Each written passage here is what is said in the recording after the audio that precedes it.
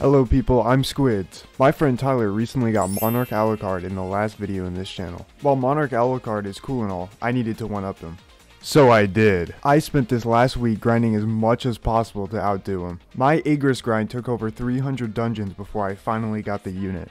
Here, I'm like, oh, how do I do the macro?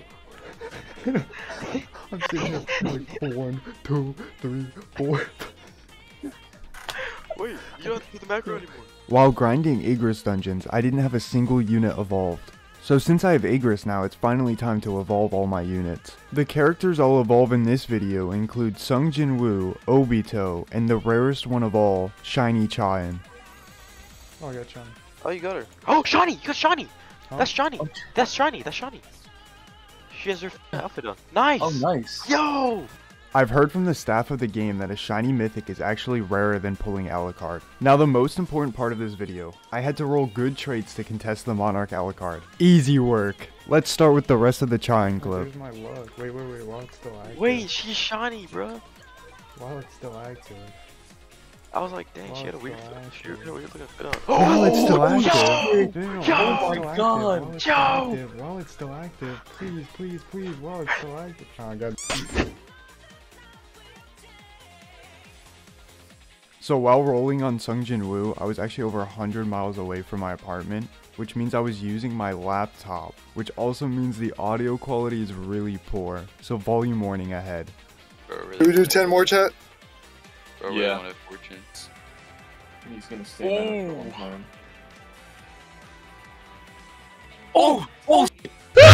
I did have one problem with one unit though. This Igris guy just wouldn't give me a good trait.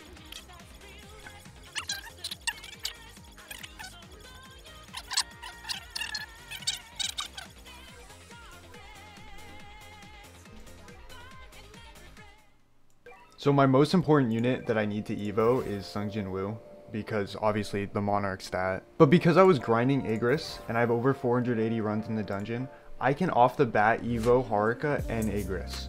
So I'm gonna start with Haruka and Igris, and then I'll go on to evo Sung Jin Woo, and then Chaeyoung, and then Obito.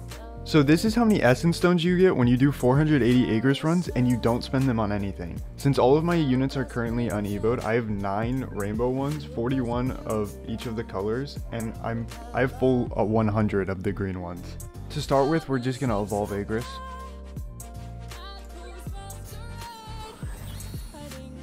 Hell yeah. And let's do the same for Haruka.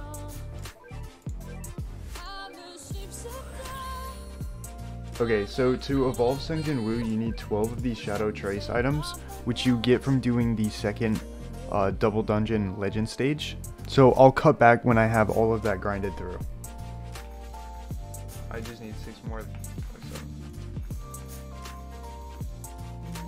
Alright, with that, we should be able to fully evolve him now. Yeah, just enough.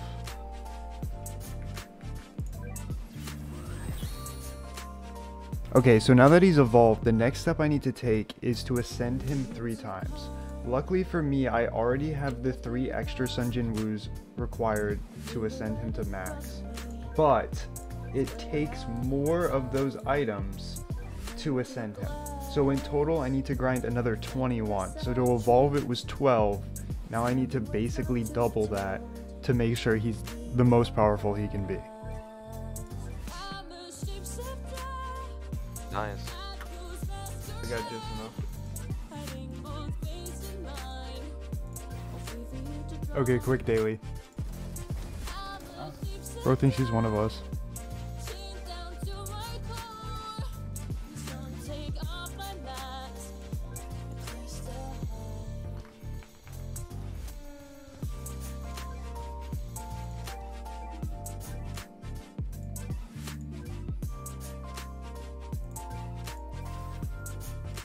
Okay, now that Sung Jin Woo is fully ascended, it's time for the less important ones, which means I'm gonna evolve Chaeyoung and Obito.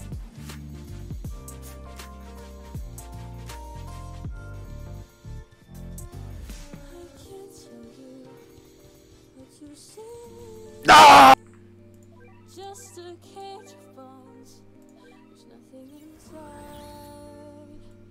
Hell yeah.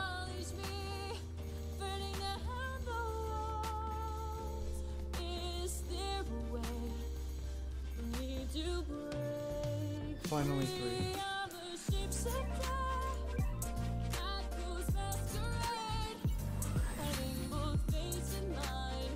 I felt literal years of my life being taken away every time I ran that dungeon and only got 1 item. Okay, now that I have my units evolved, the only thing I have left to do is go in Infinite and show y'all how much damage everything's doing. Alright guys, we're back in an Infinite and I brought along this guy.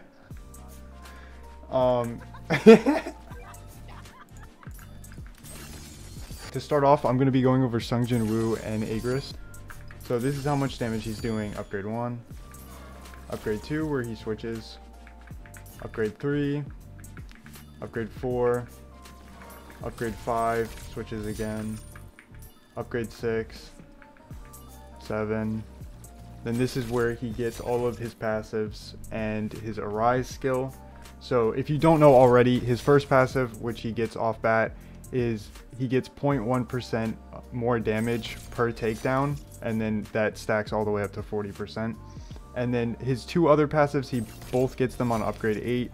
Necromancer gained the ability Arise, killing enemies, so he summons a shadow army.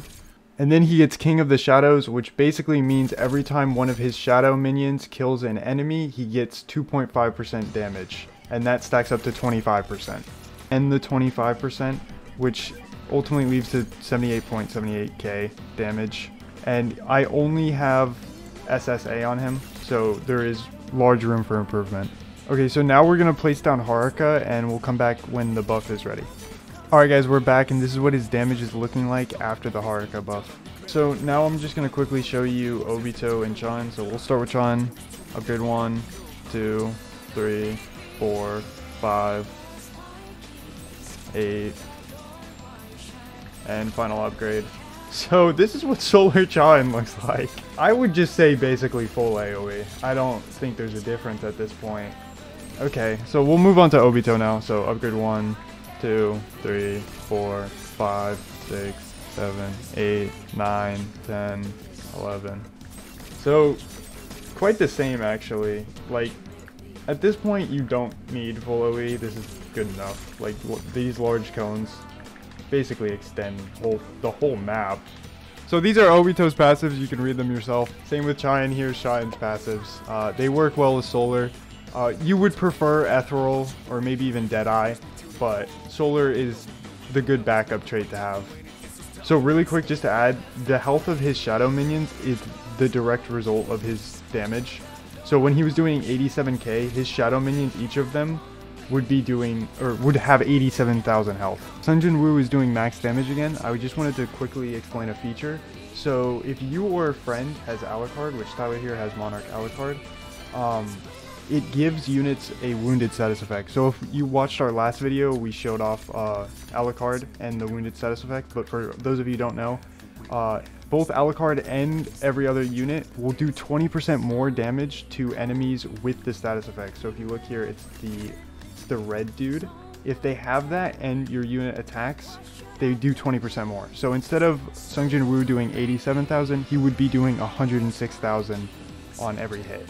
Okay, for a comparison, I'm gonna summon the Arise, and this is Monarch Alucard Ghouls versus Monarch Sungjin Woo Shadow Minions. Their health difference. So as you can see, one has way more health. These guys have 87,000 health compared to like the 20-30,000 that the ghouls had. Yeah, and sometimes when you summon in Sungjin Woo's range, like if you place him at a weird spot, like maybe like right here, sometimes he'll only summon like halfway through his range, like not even at the end of his range, which can be helpful if you're trying to kill things faster. But if you're doing something like an infinite run and some enemies are already past, it kind of screws up the run, I'm not gonna lie. But with the ghouls, they'll always spawn at the very back, so you don't have to worry about random stuff like that. I think that's a wrap. Alright, like and subscribe if you enjoy videos like this, and comment below who you think has the better team, me or Tyler. And then I'll put down her. Man, I haven't been this lucky since I rolled Harabel back to back in AA. Harabel, please. Oh, nice. What?